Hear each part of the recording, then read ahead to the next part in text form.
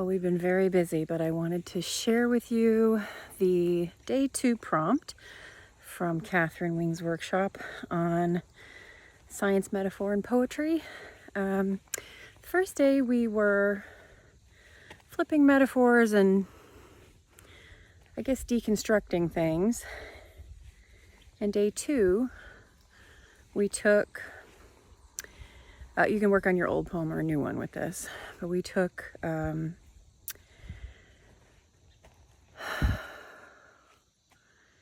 organizing principles from science and applied one of them, such as taxonomy or dissection, or field guide, things like that, and applied them to our subject to kind of see what's inside the space or the envelope of the creature that we chose to write a poem in persona on day 1. So I ended up doing the same thing, same poem, but what had started with scientific facts up front of a sort of weird flipped metaphor persona poem about 2 sturgeon discussing the endangerment of humans turned into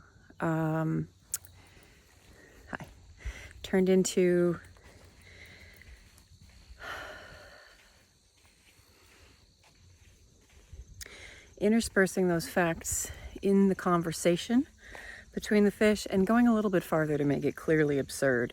I made one of the sturgeon a surgeon, and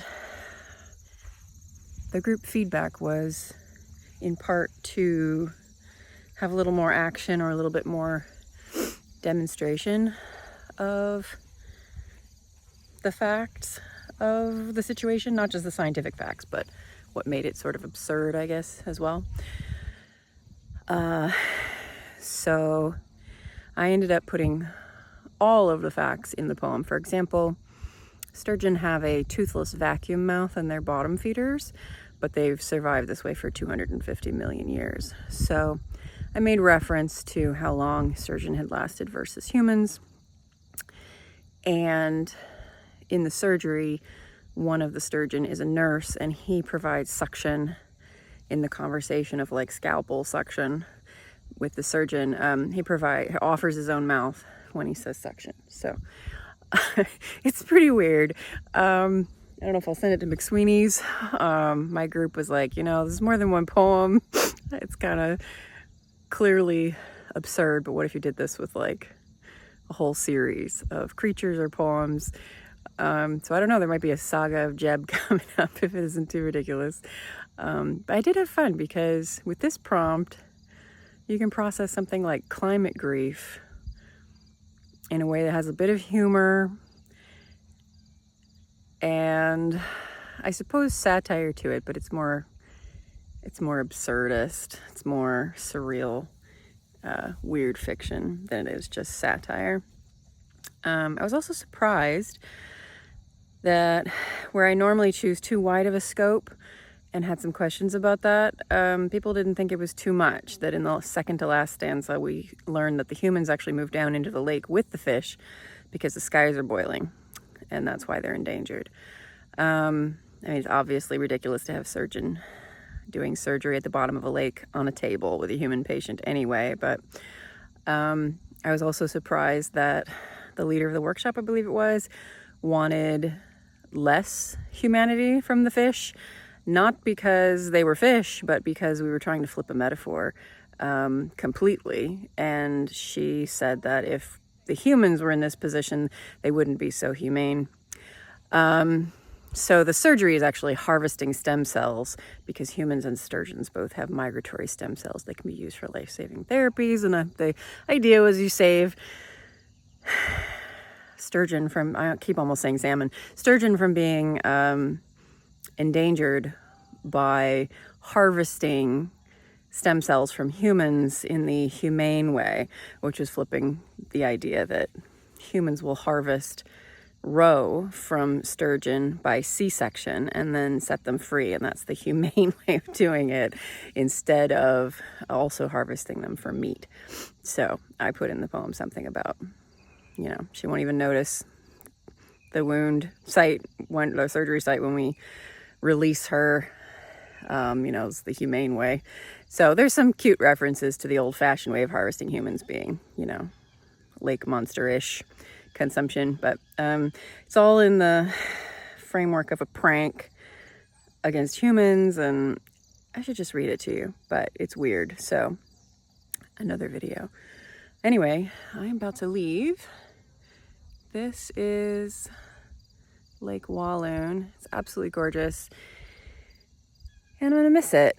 I did irritate my hip, so I had some limitations on how much I could get around, but I wanted to get down to the beach before I left because it's so pretty. So I will do a few videos on what I wrote, and also I started the Step Through the Moon series, which is my paranormal cozy mystery series coming up after Murder of Crows fantasy series, and being up here gave me the time and the space to kind of figure out where it starts. So I still have some stuff to figure out, and I don't want to get it going before I finish the other one because it's so complicated. But yeah, I'm really excited about that because sometimes I will get hurt because of having Ehlers-Danlos syndrome when I come up here. Traveling can be tricky. So I even had a hip brace with me. I knew this could happen, but irritated my hip driving up here. And that means it's hard for me to sit, where before it was just hard for me to sit on bad chairs. And they've been very, very sweet, accommodating me, getting me very nice chairs. But this time I had to sit out on some talks and stuff because I couldn't even sit. I had to lie down.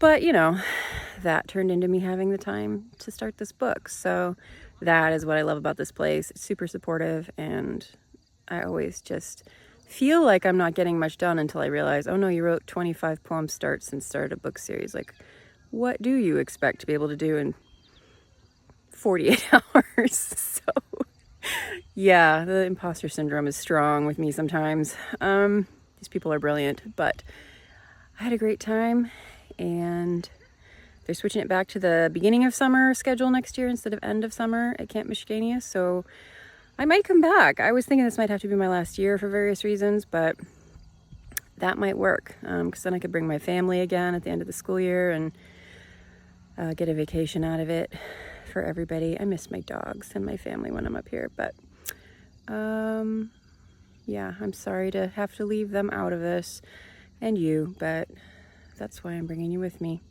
So anyway, I'll do some videos on the way home, and it'll take me a second to get all of this edited and uploaded, but pretty soon we'll be launching The Winged Fox, book 3 in the Murder of Crows series. And I'm getting to the point where I have the time to maybe set up some book signings. Honestly, the imposter syndrome thing, it also just gets difficult to believe that people are going to respond well to self-published fiction, because I had a challenging time.